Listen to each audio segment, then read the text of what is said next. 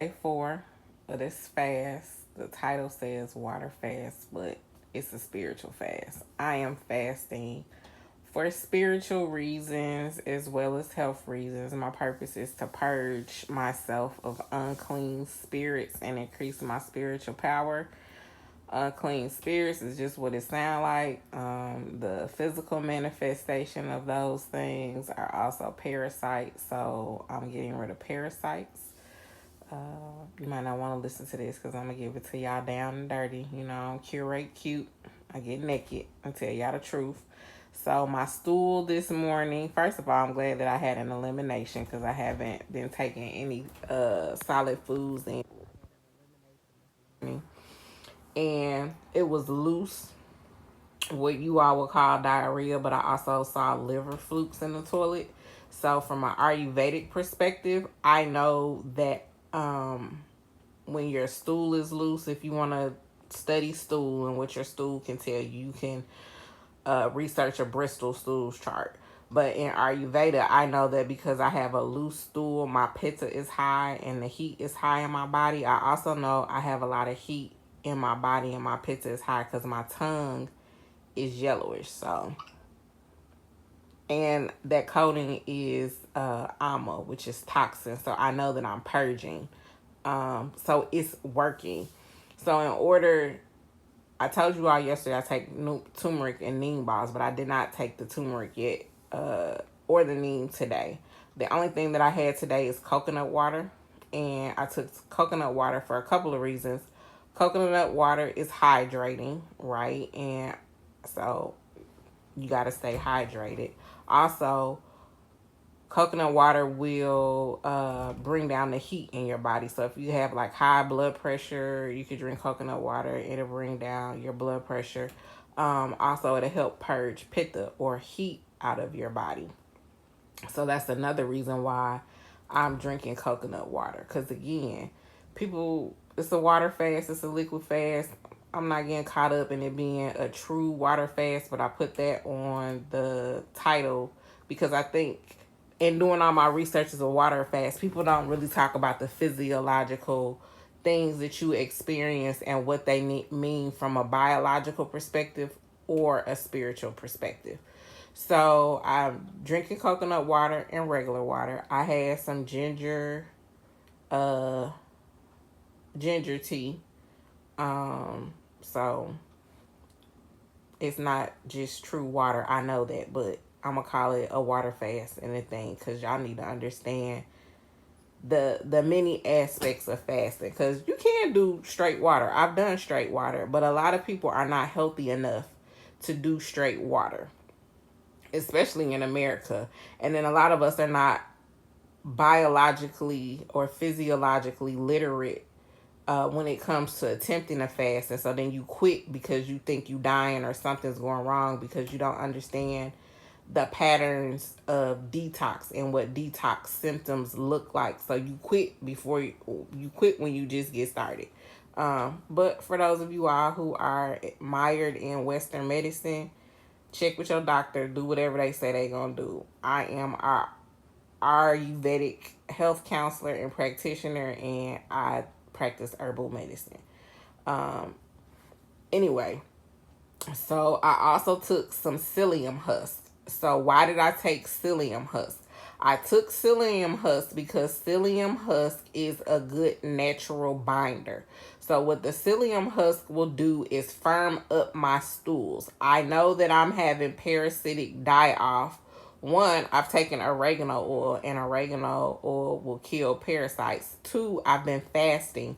So they have not been getting sugar content from food or liquids because I've been fasting. I don't put, anything, sweeteners or anything like that in my teas. It's just really herbs boiled in water. So they're dying off, right? And so they die off at different, you use a binder when you're doing parasite cleanses so that it can snatch up the toxins and you don't feel that sick feeling and start having detox symptoms because of parasitic die off.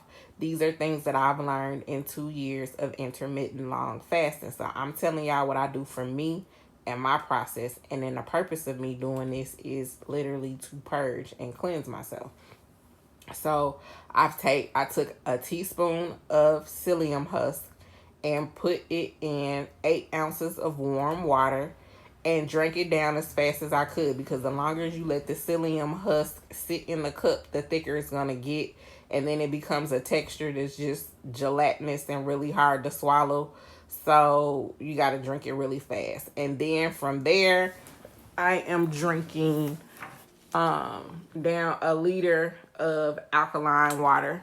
That particular brand of alkaline water I get from Sam's, and it also has potassium and sodium in it. So yesterday I told you all about potassium, the new salt substitute, which is potassium chloride. I like new salt because it's straight potassium chloride. It doesn't have anything else. And then I also use magnesium glycinate, and Himalayan salt when I start feeling myself having dehydration symptoms. For me, dehydration symptoms are I start getting a headache, or I start like feel like your heart racing. I haven't experienced any of those, and I probably won't, because I'm drinking coconut water today. And I'm drinking coconut water because my body symptoms, my tongue, as well as my stool, are letting me know that my pitta is up, the heat in my body, the fire principle. And in Ayurveda, the heat in your body is also connected with inflammation. So I also know that I am inflamed. I already knew that, which was part of this purpose. But now my body is showing the inflammation, aka heat, out of my body. So it's doing what it is supposed to do. And then those are the supplements and the tools that I am using to assist my body in releasing what I've asked it to release. So this is part of the purging process. I also noticed, that my skin is drying out. It's getting ashy. I'm down 7 pounds since I started this 4 days ago. I'm like at 86 hours into the fast. So this is the part of my 4th day. And so once I get to 10 pounds, ladies, 10 to 12 pounds is generally a dress size. I will do exfoliation with Moroccan Beldy soap and a mitt, and I'll kind of show y'all what that looks like, so I can slough off all of the dead skin. So a lot of people lose weight and they talk about loose skin, and you want your skin tight. I'm giving you insight into my holistic fasting process, my spiritual fasting process, my water fasting process. I take care of my skin. My skin is the largest organ. I know that as I'm losing weight, there are dead skin cells on the epithelial level. So I am going to exfoliate them to allow the new regenerated skin to come through. A lot of that stuff where y'all see the wrinkles and all of that stuff, baby, it's because you're not exfoliating. Like, it's dead skin holding on the new skin and it's dried out. So again, I'm showing you all my process, but I also don't hear people talking about it in the dozens and of fasting videos that I've looked at. People don't talk about these aspects. So from the spiritual perspective, this for me is a spiritual fast, right? So it's not just not eating food or not drinking water. So now I'm going to go into some stuff that people don't maybe generally talk about, and it may make some of y'all uncomfortable.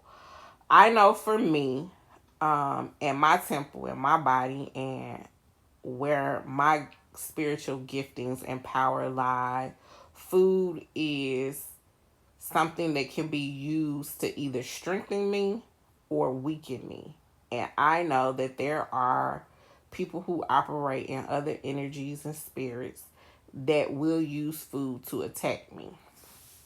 Now, when I was younger, my mom used to tell me quit eating over people's house, and she wouldn't let us eat all over, at different people's houses. And I never understood that.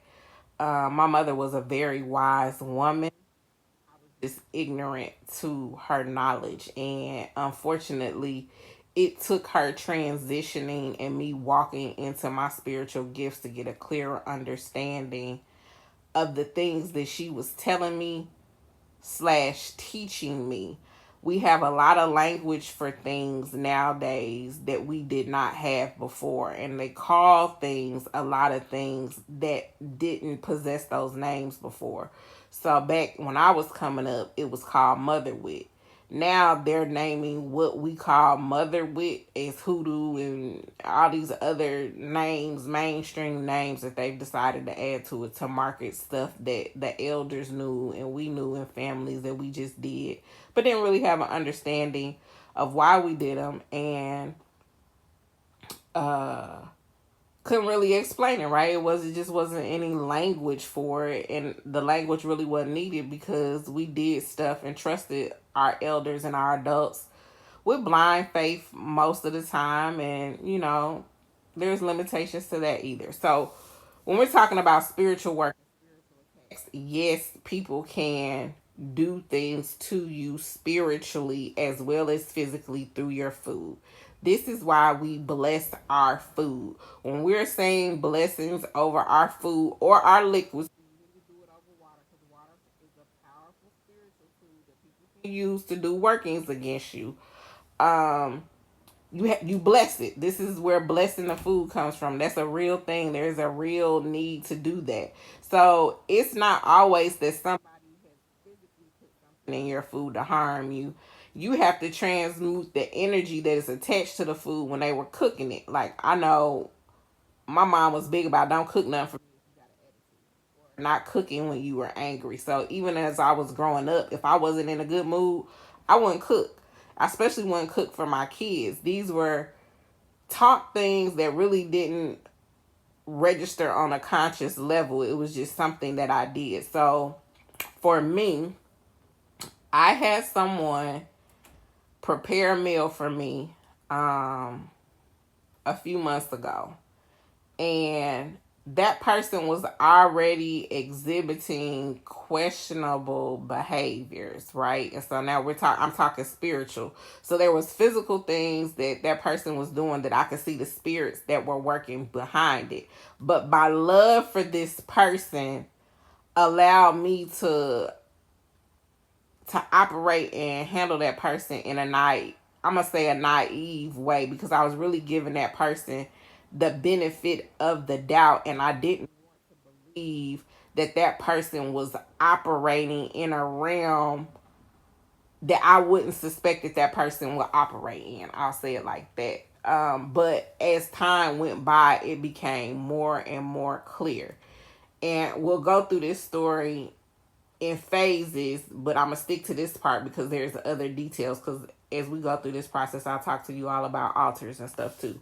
So this person had prepared me a meal, and when they brought the plate to me, there was a distinct pungent odor on the food. The food was, it was spaghetti, right?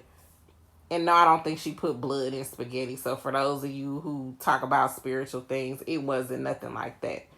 It was a spirit that I'm familiar with. It's not a good spirit or a positive spirit or a light spirit, but because my gifts allow me to walk in darkness and light, I am very familiar with darker entities and darker energies. So the spirit that she was carrying or operating in that moment, or operating through her when she prepared me that meal, had a distinct smell that I could smell on the plate when she handed me the food. It didn't smell like, somebody else may not have smelled it, but it was a spiritual smell that I was familiar with. And so my spirit rejected it and told me not to eat that food, right? So I didn't eat the plate that she gave me. I went and fixed me another plate from the same pot, but it did not have that same smell on it. So because of that, I knew that it was a spirit that was operating on her or through her, or that she was using, that she was trying to feed me something that wasn't going to be good for me spiritually. And when that incident happened, I instantly started dealing with that person differently, and I removed myself from the level of intimacy that I had connection with that person, right? And this is a platonic relationship, but this is someone like I'm really, really close to and I really, really care deeply about. And prior to the transpiring of the events over, the last few months, I would have never believed that that type of stuff was working through that person. I still believe that the person that I love is still in there, but I'm also aware that she is experiencing, well, that they are experiencing demonic possessions.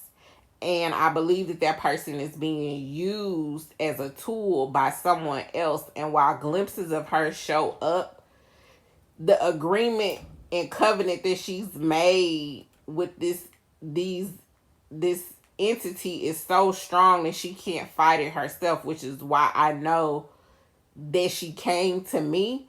But baby, I can't deliver you if you keep going back to it. And so this is for those of you that do spiritual work. You can't deliver somebody that don't want to be delivered. Just go to how Jesus was casting out devils. He was asking them, "What would you have me do?" Right? And then there was a requirement on that person. But if you keep entering into the covenant and you gonna keep connecting with that spirit, I can't help you. But now the spirit understands who I am. So the spirit is operating through this person to try to get rid of me. And I could fight it, but it's like I don't want to. I don't have to. I don't have to. I don't want to. I'm not going to. And so I'm sharing this because some of you who operate in the spirit, your prayer warriors, your intercessors, it's okay to release people and let them be where they are, because they still have to be a willing party to their deliverance. They really, really do. And we have to be honest about some people being in certain situations because it's serving them in some type of way that they're not ready to release. However, as a person that operates in that domain, I'm just sharing with you what I'm doing, because we talk about spiritual cleansing, we talk about baths and all that stuff. But sometimes, baby, if y'all don't quit using the blood of Jesus, that is not what his blood is for, baby. He at Red Cross transfusion, the way y'all misuse his blood. We got tools. We were given instructions. We were taught how to handle a lot of things on this plane. Like he demonstrated it, but y'all, you're right cute. So I'm just giving it to y'all raw. So some have to come out with fasting and prayer, but y'all don't want to do fasting and prayer, and you may not know what fasting and prayer looks like, and you may not have built up your temple to a place where you can safely do fasting and prayer physically and or spiritually, which is why I'm on here telling y'all this process. So I see a lot of people talking about they did a water fast and God did this and God did that. It's steps and it's stages. So this steps and this stages that I'm sharing may not be for you, but I know that there are a body of people out here that need this next level, and this next level hasn't been talked about. So yes, people can do things to you through your food. There's somebody who's listening to this that knows what I'm talking about and know you was not tripping. So no, I do not eat food from everybody in general. But this particular person, I thought that it was safe to eat from them, but I also have to be honest with myself when the spirit had showed me months ago that this was a tool and a device that they were using. And this was further confirmed because more recently, and so understand, it doesn't have to be something that they cook either. It could be something that they're just giving to you because it's intention. Like the spiritual world doesn't always work like the physical world. So we were at a restaurant and they kept trying to feed me off of their plate, like share their food with me. And I was rejecting it. And I was like, no, I'm straight. I don't want any. I'm good. Right. And then they asked me for some of what I was eating, and I shared it with them. And they put they put their utensil in my plate to get something out, and then I could no longer eat my food because my food didn't taste the same anymore. It was like a slimy taste to my food, and I understood it was a transference of energy. So it was like, oh, you don't want to eat what I'm giving you, I'm going to do it to what you're eating. But again, I entered into the agreement with that, and I gave them permission to take the food off of my plate. So again, I'm sharing this because you all don't understand agreements, and why your no has to be a no, and why you have to feel empowered to say no. I told y'all in the video where I've been, this spiritual work ain't for sissy saints. Like, it's really, really serious. So this is my purging process. I way went over. I wasn't even planning on being here more than 10 minutes. But this is day 4. Um, Take what resonates, whatever don't, spit out the bones and keep it. Again, I ask you to keep the comments positive and not be a barrier to somebody else's path of possibilities, because I will talk about things that may not be for you, but it will be for who it was for. And so, as always, I encourage you to be bold, outspoken, unapologetic, goodwill, inspiring, and epic win every day. Be bougie, this your girl.